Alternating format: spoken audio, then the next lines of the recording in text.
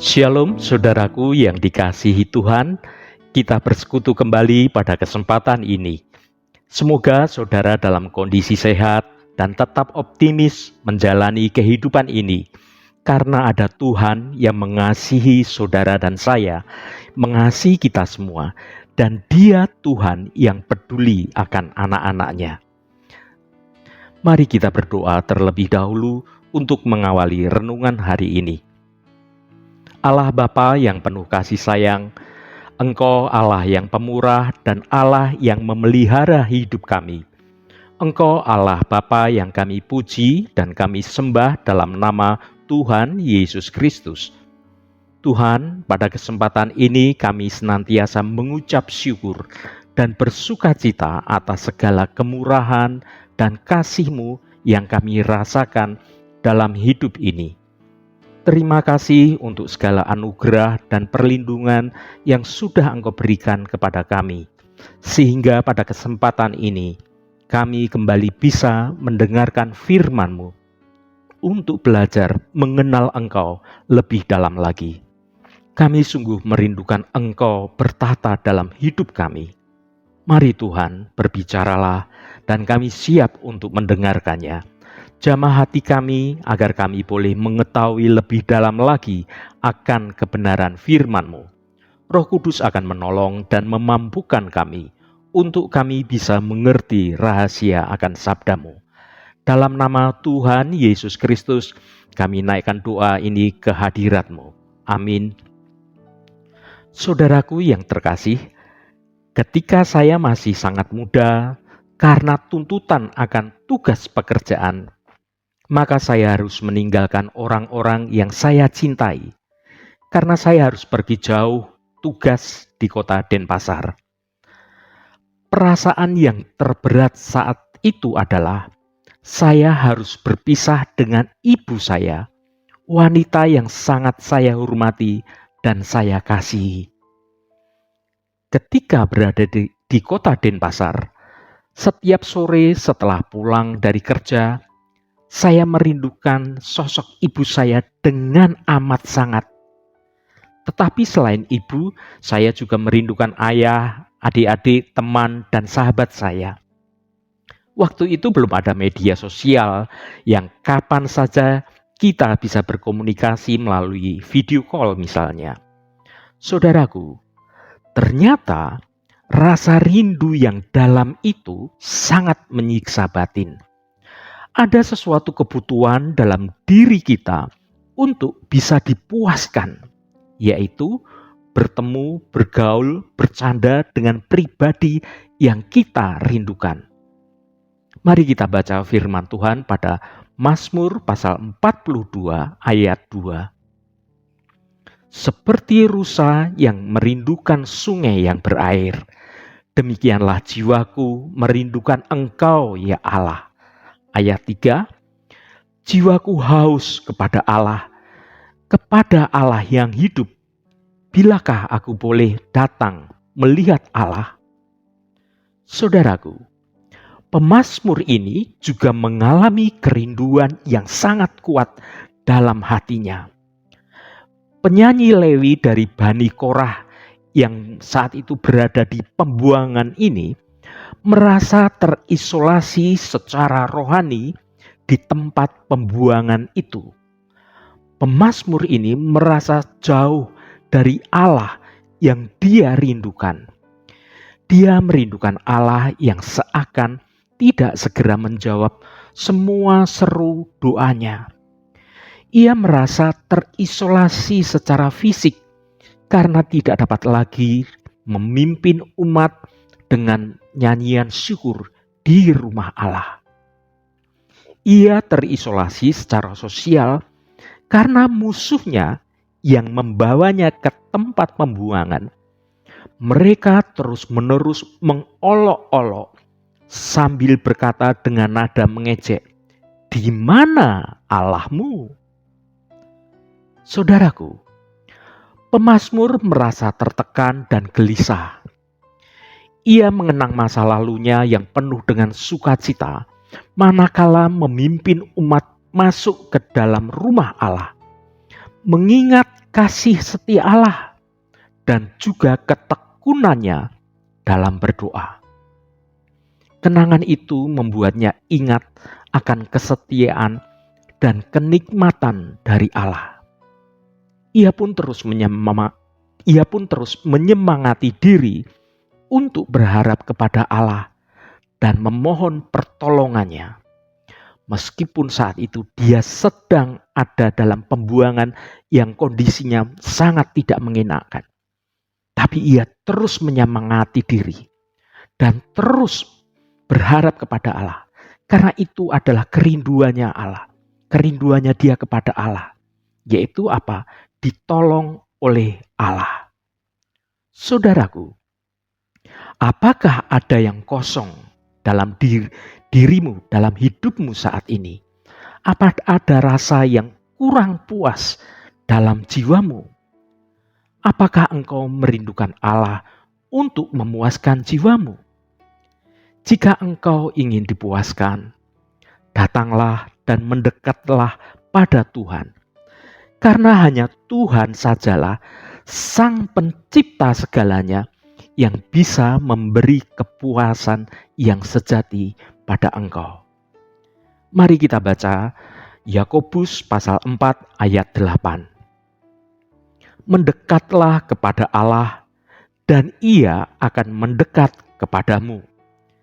Tahirkanlah tanganmu, hai kamu orang-orang berdosa, dan sucikanlah hatimu, hai kamu yang mendua hati. Saudara, sebagai anak-anak Tuhan, hanya dengan mendekatkan diri kepada Tuhan saja dan berinteraksi dengan Tuhan secara nyata, maka engkau dapat mempertahankan hubungan yang normal dengan Tuhan dan memperoleh hasil karya dari Roh Kudus. Roh Kudus yang akan bekerja dalam hidupmu supaya kerinduanmu itu bisa terpuaskan. Tuhan yang mampu memberikan itu semuanya itu. Jadi, bagaimana sebenarnya kita bisa menjaga hubungan yang dekat dengan Tuhan dan memuaskan rasa rindu kita? Salah satu cara untuk memiliki kedekatan dengan Tuhan adalah bicaralah dengan jujur melalui doa. Ya, Tuhan itu juga sahabat kita. Dia Tuhan juga merindukan Anda sebagai sahabatnya untuk curhat dalam segala hal, berkata dengan jujur.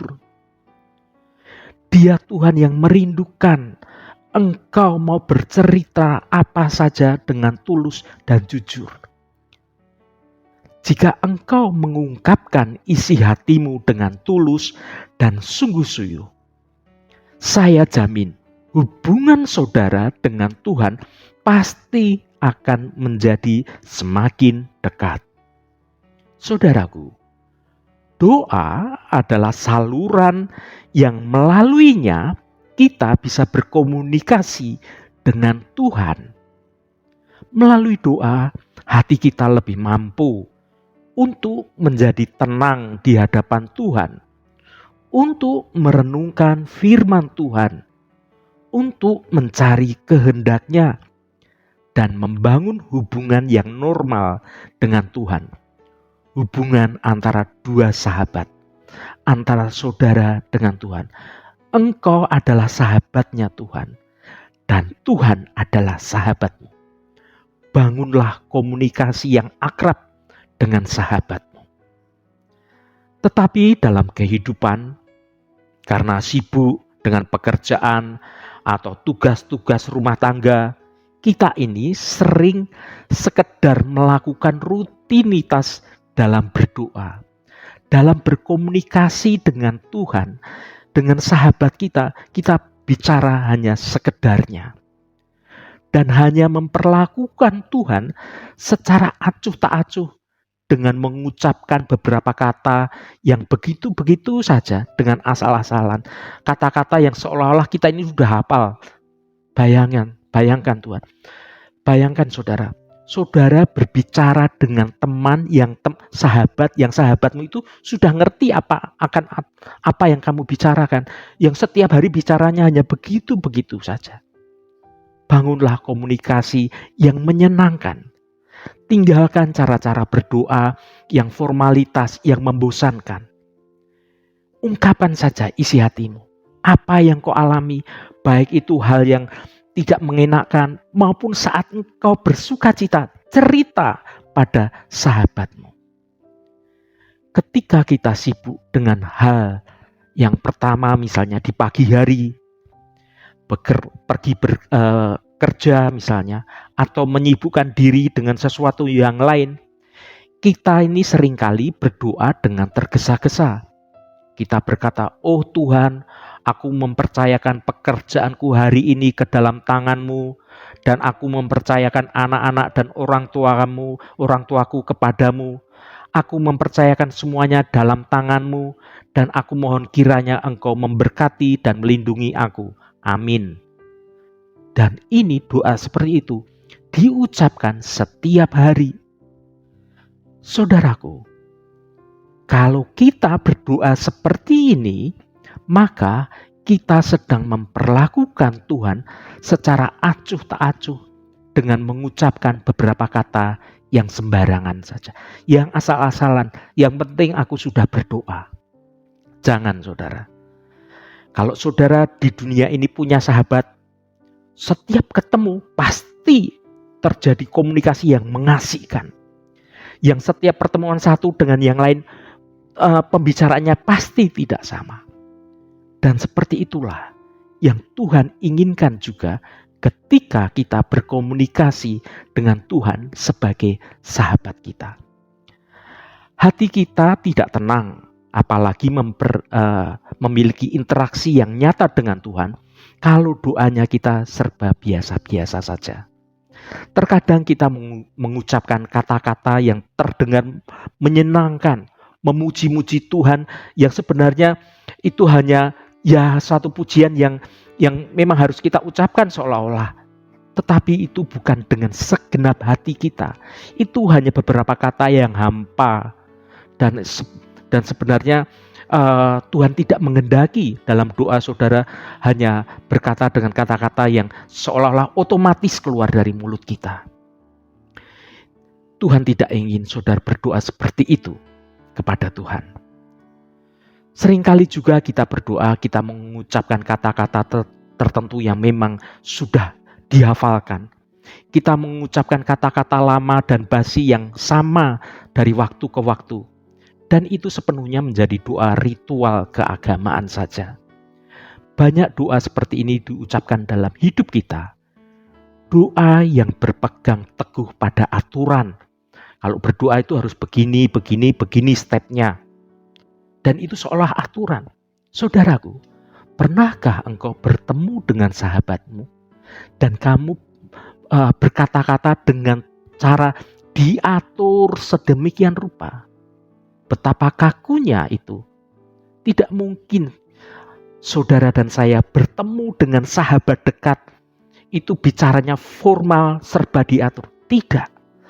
Kita kalau ketemu dengan sahabat, kita bicara dengan bebas, tertawa dengan bebas. Atau ketika kita ada masalah dan kesedihan, kita ungkapkan dengan bebas, dengan jujur.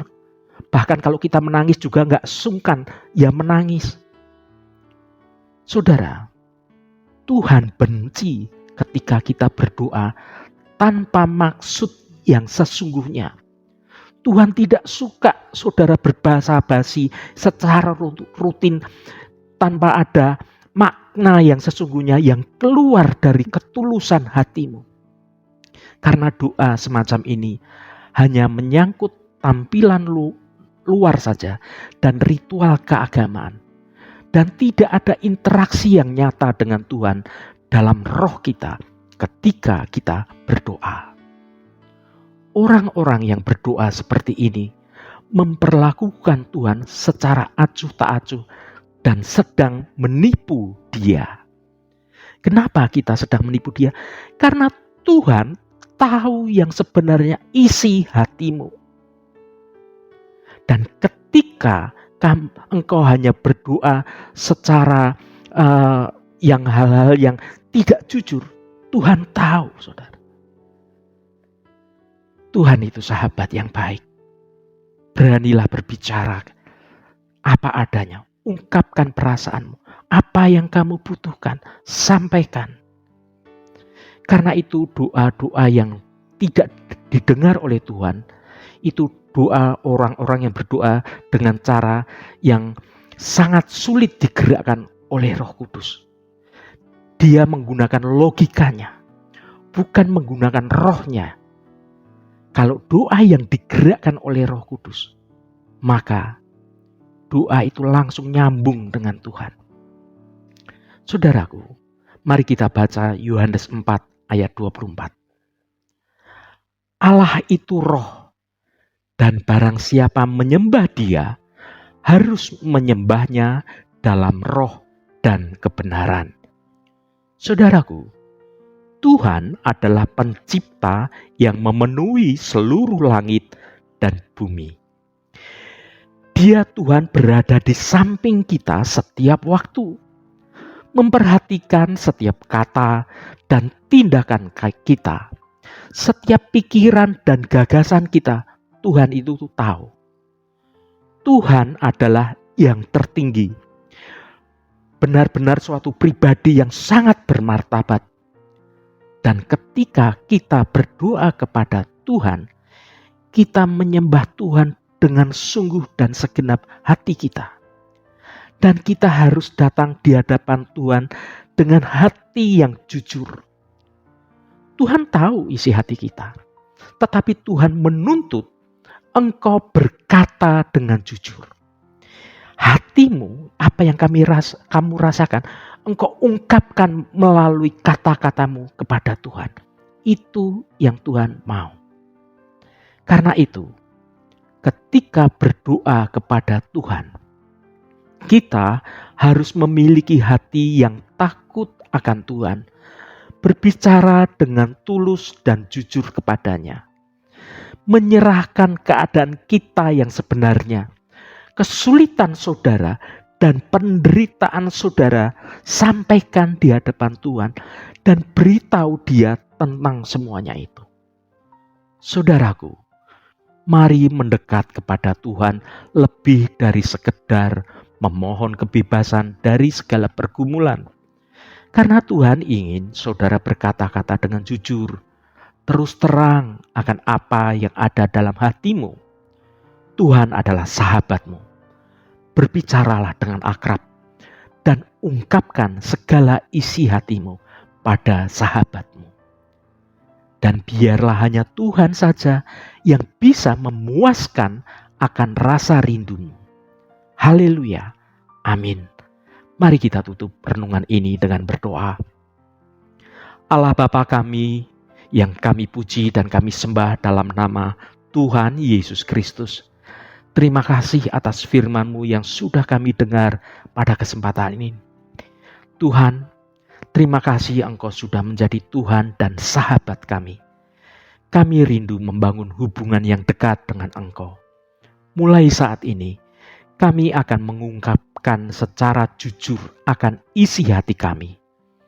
Kami akan jujur dalam segala hal, bukan hanya soal masalah atau kesedihan kami saja, tetapi juga ketika kami dalam kondisi bersukacita, kami akan berbagi cerita kepada Engkau sebagai sahabat kami. Kami mohon Roh Kudus berkenan menolong dan menghibur kami, agar semangat kami bangkit kembali untuk membangun hubungan yang lebih dekat dengan Engkau. Demikian juga Bapa, semangat kami bangkit dalam menjalani kehidupan kami, bekerja dengan giat, menjalani hidup dengan penuh sukacita, karena kami punya sahabat Engkau ya Bapa, dan percaya akan pemulihan Engkau atas hidup kami. Hubungan kami akan pulih menjadi hubungan yang dekat, dengan setia kami hidup dalam jalan kebenaran-Mu. Kami percaya Tuhan, jika kami setia kepada-Mu sebagai seorang sahabat yang baik, maka akan ada upah yang besar yang boleh kami nikmati di dalam dunia ini. Juga upah yang terbesar saat kami hidup dalam kekekalan untuk tinggal di rumah yang sudah Tuhan sediakan bagi kami. Terima kasih Bapa. Segala hormat, pujian, dan ucapan syukur hanya bagi nama-Mu yang kudus. Terima kasih Tuhan. Saudara, bukalah hatimu dan tengadahkan tanganmu. Terimalah berkat Tuhan. Tuhan memberkati engkau dan melindungi engkau. Tuhan menyinari engkau dengan wajah-Nya dan memberikan kasih karunia.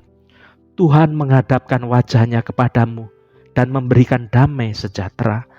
Berkat anugerah dari Bapa Surgawi, cinta kasih karunia dari Tuhan Yesus Kristus dalam persekutuan dan penghiburan Roh Kudus menyertai kita semua sekarang ini dan sampai selama-lamanya. Dalam berkat Tuhan Yesus Kristus, haleluya, amin. Puji Tuhan saudaraku semua. Saya percaya firman Tuhan hari ini sudah menjadi berkat yang akan menuntun hidup saudara dan hidup saya. Roh Kudus senantiasa menolongmu dan menuntunmu hidup dalam jalan kebenaran Tuhan. Haleluya, amin. Jangan lupa bagikan renungan ini pada saudara, teman, dan sahabat Anda, agar mereka diberkati juga melalui renungan ini. Sampai bertemu kembali, Shalom, Tuhan memberkati.